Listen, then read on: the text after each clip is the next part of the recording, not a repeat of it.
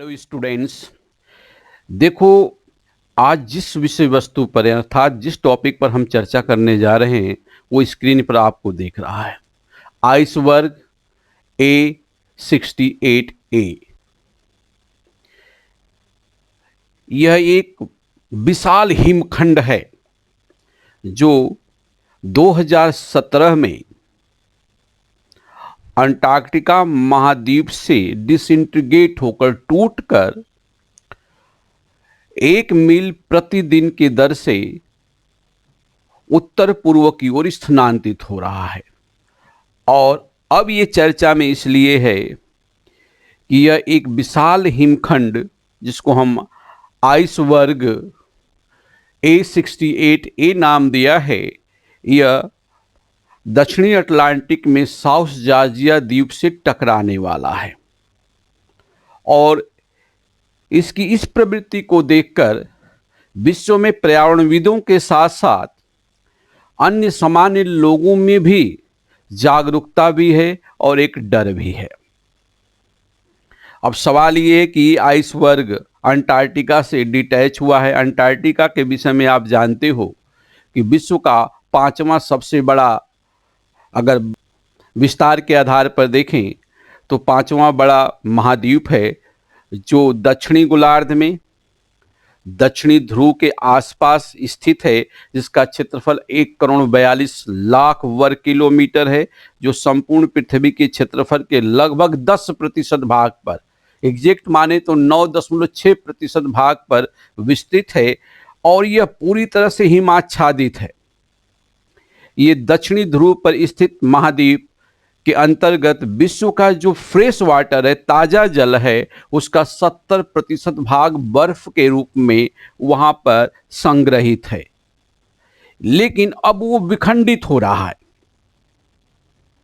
और विखंडित होने के कारण यह एक बहुत बड़ा आइसबर्ग, जैसा कहा गया कि एक उसका हिमखंड टूटा जिसकी लंबाई लगभग 93 मील 93 माइल है, चौड़ाई 30 माइल्स, कहने का मतलब 30 मील है। और इसकी जो मोटाई है बर्फशिला की 200 मीटर है। 200 मीटर यह मोटा है। अगर संपूर्ण एरिया देखें तो 4300 से 4400 वर्ग किलोमीटर का है ये। हालांकि अब पिघलते पिघलते वो 4200 वर्ग मीटर का ये हिमखंड है, जिसका वजन लगभग 1 ट्रिलियन टन है।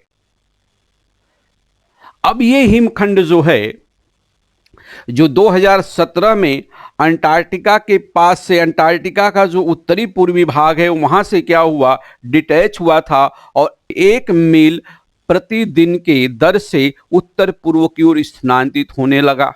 और आज जो वैज्ञानिकों ने सूचना दी, जो वैज्ञानिक संस्थाओं ने सूचना दी कि यह जो साउथ जॉर्जिया द्वीप है उससे मात्र 125 किलोमीटर दूर है। अगर ये साउथ जॉर्जिया से टकराता है तो क्या होगा?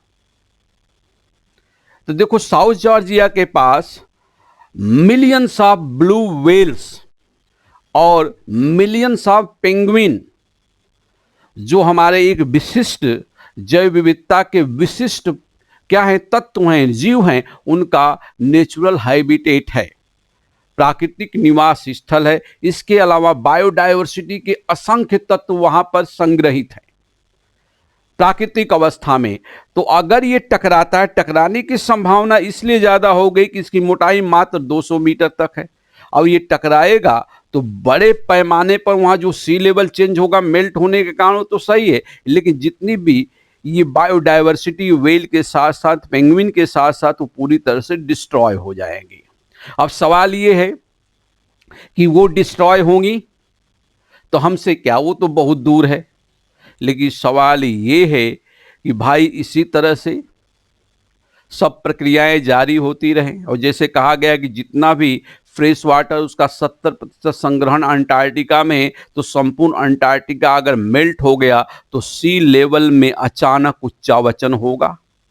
और जब सी लेवल में उच्चावचन हो जाएगा तो विश्व के बहुत से तटीय क्षेत्र, नगर, कृषि क्षेत्र, औद्योगिक क्षेत्र, पोर्ट जलमग्न हो जाएंगे। अनेकों द्वीप जो प्रशांत महासागर, अटलांटिक और हिंद महासागर या आर्कटिक महासागर में जलमग्न हो जाएंगे।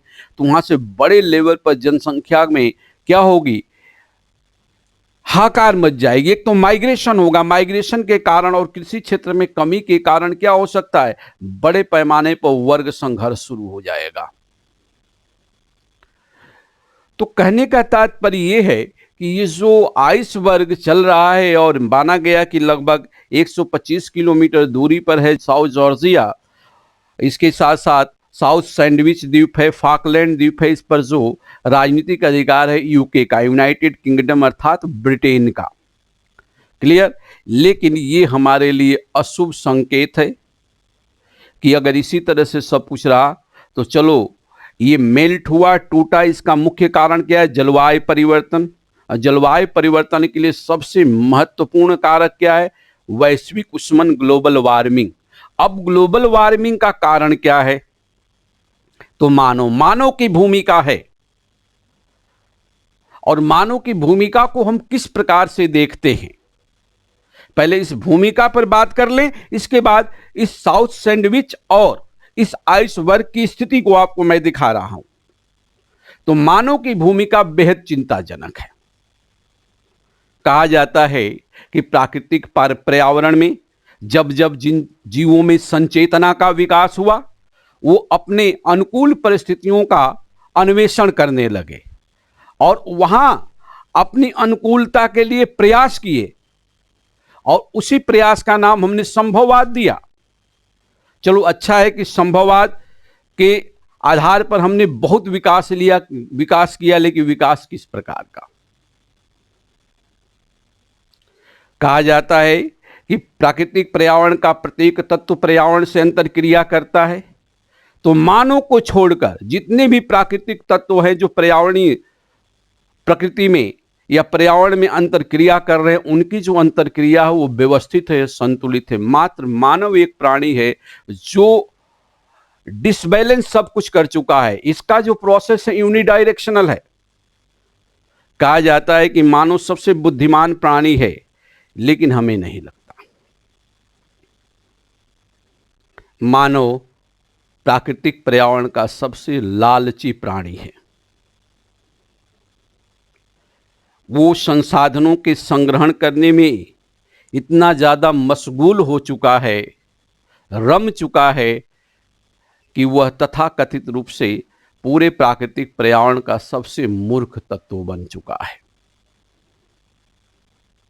छोटे प्राणी या जितने भी पर्यावरणीय तत्व हैं वो भविष्य को देखते हैं, भविष्य की चिंता करते हैं, हम नहीं करते हैं।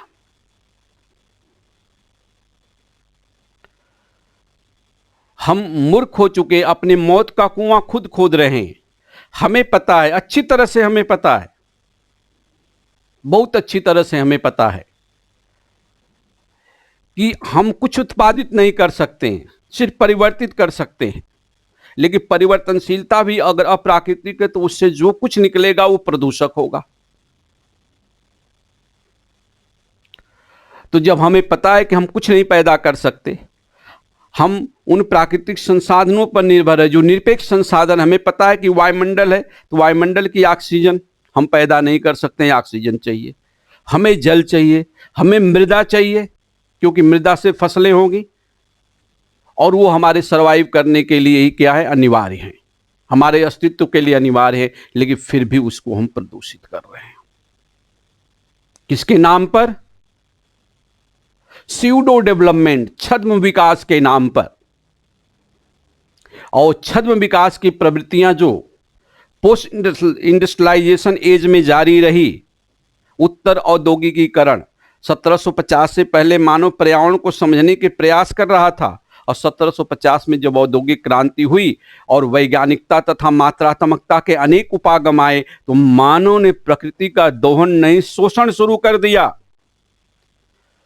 और जो संसाधन शोषण किया उसको पूर्ण रूप से उसकी प्रक्रिया को समझे बिना उसके प्रदूषकों को वायुमंडल में छोड़ना शुरू किया, प्राकृतिक वातावरण में। और परिस्थिति ये आ गई कि इतने तत्व हमारे पास आ गए जो कि हार्मफुल हो गए।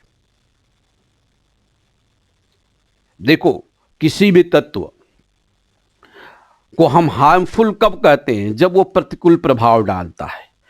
जैसे रोटी जो है जीने के लिए जरूरी है, लेकिन जब रोटी ज्यादा स्टमक में चला जाएगा तो मौत का कारण भी बनेगा। तो जितना भी हमने विकासात्मक उपागम लगाया, विकासात्मक उपागम के अंतर्गत उसका प्रतिफल हम किस रूप में देते हैं? इंडस्ट्रियलाइजेशन, औद्योगिकीकरण, परिवहनीकरण, अर्बनाइजेशन। लेकिन इस सारा का सारा उपागम ऊर्जा के ऊपर निर्भर है, और ऊर्जा का मौलिक स्रोत इस समय हमारा क्या है? Fossils fuel. एक तरफ तो फॉसिल्स फ्यूल का हमने दोहन किया, तो वहां हमने प्रकृति में एक रिक्तता पैदा कर दी, गैप। दूसरी तरफ से उसके इफ्लुएंट, जो उसके प्रदूषक वायुमंडल में हमने छोड़ा प्राकृतिक पर्यावरण में, तो प्राकृतिक पर्यावरण के प्रत्येक अवयव को हमने प्रदूषित कर दिया। तीसरा, जो इन प्रदूषकों को एसिमिलेट कर सकते थे, स्वांगीकृत कर सकते थे, उस तत्व को भी समाप्त कर दिया, अर्थात पेड़ पौधे। तो इस प्रकार का असंतुलन कायम हो गया। इस असंतुलित प्रक्रम के कारण ग्लोबल वार्मिंग हुई, और ग्लोबल वार्मिंग के कारण जो परिस्थितियां सामने आ रही है वो भयावह है। ये कोविड-19 के दौर से भी भयावह है। कोविड-19 से तो बचने का हम उपाय कर लेते हैं, लेकिन जब सी लेवल चेंज होगा या प्राकृतिक प्रकोप जब आएंगे, ड्रेस्टिक जो नेचुरल हैजार्ड आएंगे, हम कैसे बचेंगे? जब बाढ़ आ जाती है, साइक्लोन आ जाता है, तब कैसे बचोगे आप? तो हमें ये जो आइसबर्ग A68A जो कुछ हमें लेसन दे रहा है, मानव को संभल जाना चाहिए। चाहे वो मानव व्यक्तिगत हो, मानव पारिवारिक हो, मानव सामाजिक हो, राष्ट्रीय हो या वैश्विक मानव हो, हर लेवल पर हम शोषण करते हैं प्रकृति का, और अनावश्यक अपना प्रदर्शन करते हैं कि मैं तो मानव हूं, मैं तो शक्तिशाली हूं। कुछ नहीं कर पाओगे। तो ग्लोबल वार्मिंग के कारण सारा कुछ ये हो रहा है, वैश्विक तापन के कारण। अब विश्व की संस्थाएं, विश्व के बड़े लोग या सामान्य जन लोग क्या करेंगे? 2020 नवंबर का महीना इस शताब्दी का सबसे गर्म महीना माना गया, जबकि कोविड-19 के कारण औद्योगिक प्रक्रियाएं और जो परिवहन की प्रक्रियाएं हैं काफी सीमित हुई, फिर भी गर्म है। तो ऐसा नहीं लग रहा है कि कोविड-19 को प्रकृति ने भेजा कि इस मानव को रोक दो? नहीं तो अगर रैपिड होगा तो शायद नवंबर का तापमान और ज्यादा हुआ होता।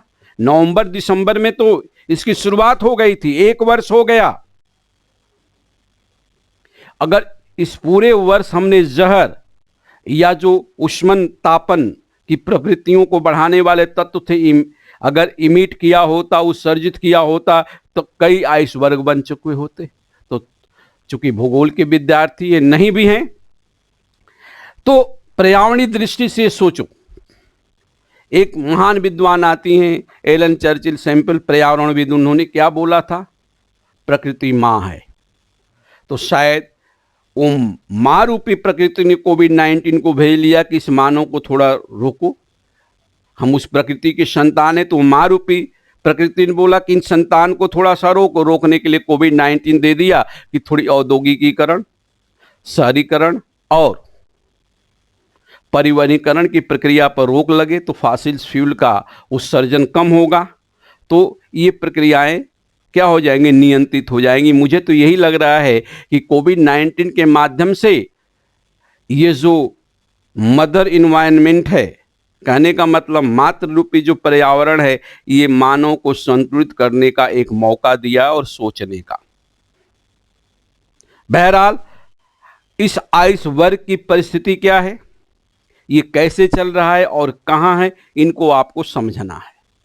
तो हम चलते हैं विश्व के मानचित्र पर। देखो, ये आपको दिख रहा है पैसिफिक ओशन, अटलांटिक ओशन का साउदर्न भाग, इंडियन ओशन, और ये जो आपको कलर दिख रहा है ये अपना अंटार्कटिका है। अब आप देखो थोड़ा सा, ये अंटार्कटिका है, ये वेडल सी है अंटार्कटिका का, क्लियर। ये ग्राहम लैंड है जो इसका भाग है, ये अलेक्जेंडर द्वीप है, ये साउथ जॉर्जिया है, ये फाकलैंड है, ये टेरा डिल फ्यूगो, ये दक्षिणी अमेरिका का भाग है। इस पर चिली और अर्जेंटीना दोनों का अधिकार है, और बीच में से मैग्नन जल संधि इसको अलग कर देती है। ये जो आपको दिख रहा है, थोड़ा सा और मैं बड़ा कर दे रहा हूं, ये डिटैच हुआ 2017 में, 1 मील प्रतिदिन से चला, और आज ये साउथ जॉर्जिया, ये जो टेरिटरी आप देख रहे हो साउथ सैंडविच में अनेक द्वीप है, साउथ जॉर्जिया में भी है, और ये फॉकलैंड है, आपको दिख रहा है, ये फॉकलैंड है, ये सिर्फ यूके की टेरिटरी है, यूनाइटेड किंगडम की। अभी फॉकलैंड और अर्जेंटीना में कुछ भू राजनीतिक विवाद भी है। तो यहां से ये आइसबर्ग चला, क्या है, A68A, ये जो है दोनों ही आइसबर्ग क्या है, A68, यहां से ये चला और धीरे धीरे ये साउथ जॉर्जिया के पास पहुंचा। साउथ जॉर्जिया का क्षेत्रफल अब देखो 3528 वर्ग किलोमीटर, और जबकि जो ये आइसबर्ग है नाम क्या है, A68A, इसका क्षेत्रफल 42 से 4400 वर्ग किलोमीटर है। 4200 से लेकर 4400 वर्ग किलोमीटर के मध्य का है, तो इससे भी बड़ा है। 3528 और 4200 से लेकर 4400 वर्ग किलोमीटर, मोटाई 200 मीटर है।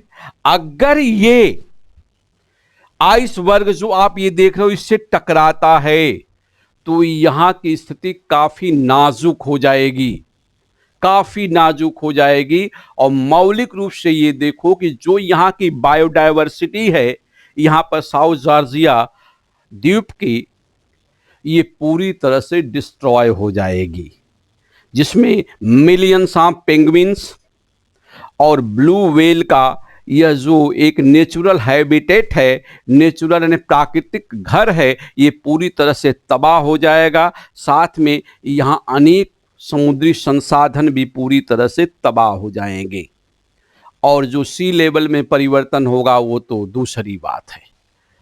तो इस संदर्भ में आपको ध्यान में रखना है कि क्या है, अगर आप कंपटीशन दे रहे हैं तो ये क्वेश्चन आपके पास आ सकते हैं। तो इसको ध्यान में रखकर ये सारी प्रवृत्ति आपको दिखा देगा। अंटार्कटिका है, ये वेडल सी है, यहाँ पर जो अमंदसेन सी होगा, ये अलेक्जेंडर द्वीप है, ये ग्राहम आइलैंड है। इसके बाद ये जो है साउथ सैंडविच है, ये साउथ जॉर्जिया है, ये फाकलैंड है। ये सारी की सारी टेरिटरी किसकी है, यूके की है। ये आपको दक्षिणी अमेरिका, चिली अर्जेंटीना दिख रहा है, टिएरा डेल फ्यूगो है, ये यहाँ पर अफ्रीका है। तो ये स्थिति है A68A की, और बताया जा रहा है कुछ दिनों के बाद ये अगर 125 किलोमीटर दूर है तो कुछ महीनों में ही ये टकराने वाले हैं, और टकराने के बाद क्या होगा ये देखने वाली प्रवृत्ति है। कुछ विद्वानों का ये मानना है कि इसकी स्पीड तेज हो रही है, क्योंकि पछुआ पवनों के का प्रभाव भी इस पर पड़ रहा है। तो ये किसका परिणाम है? Iceberg A68A result of climate change, और क्लाइमेट चेंज का महारथी कौन, सक्रिय कारक कौन, हम मानव हैं। तो ये परिस्थिति है। अगर हम लेसन की बात करें तो मेरी पर्सनल व्यक्तिगत एक गुजारिश है कि हम व्यक्तिगत करने के मानव के रूप में, व्यक्ति के रूप में, परिवार के रूप में, समाज के रूप में, राज्य के रूप में, राष्ट्र के रूप में और विश्व के रूप में जिस लेवल पर हम हैं, पर्यावरण को संरक्षित करने का प्रयास करें एंड प्रकृतिवाद को अपनाने की कोशिश करें। ठीक है, संभववाद हमारे लिए बहुत ज़रूरी है, लेकिन संभववाद संतुलित होना चाहिए। हमारा विकास संतुलित होना चाहिए, नहीं तो हमने जो किया, मानव ने जो किया, एंथ्रोपोजेनिक जो कारण है, मानव जनित जो कारक हैं, मानव के लिए ही अंत का कारण बन जाएंगे। तो प्रकृति हमें संकेत दे रही है, कभी कोविड-19 के रूप में तो कभी A68 के रूप में। अब हम मानव काफी संचेतित हैं, काफी ज्ञानी हैं, तो संभल जाए तो अच्छा है, नहीं तो आने वाले भविष्य को हम क्या दे पाएंगे। भले सतत विकास के सिद्धांत को पारित करो, हम भाषण देते रहे, कुछ नहीं होगा। हमें रियल ग्राउंड पर वास्तविक जमीनी सोच को पैदा करते हुए अगर संपूर्ण विश्व की मानव जाति को बचाना है तो पर्यावरण से दोस्ती करें और पर्यावरण में जो प्राकृतिक परिघटनाएं उनके अनुसार चलने का प्रयास करें, तभी ये सृष्टि बचेगी। नहीं तो 7 अरब प्लस में से 7 अरब से अधिक जो जनसंख्या है, कोई बचने वाला नहीं है। तो प्रकृति हमें संकेत देना शुरू कर चुकी है। जब ट्रैफिक लाइट पर जाते हैं तो जैसे खतरा आता है तो पहले येलो हुआ, फिर रेड होता है, उसके बाद ग्रीन होता है। तो येलो सिग्नल प्रकृति दे चुकी है कई रूपों में, चाहे वो कोविड-19 के रूप में हो या आइसबर्ग A68A के रूप में हो। अब इसके बाद रेड लाइट होने वाली है, अगर संभल गए तो रुक जाए, फिर ग्रीन लाइट का इंतजार करें। अब मर्जी मानव समाज की। ठीक, तो ऐसे आप, चूंकि परीक्षा के पॉइंट ऑफ व्यू से भी ये सही है, तो कहाँ है, किस जगह है, इस सारे तथ्यों पर हमने चर्चा कर दी। आशा करते हैं कि आपके लिए काफ़ी फेथफुल होगा, लाभदायक होगा। ओके।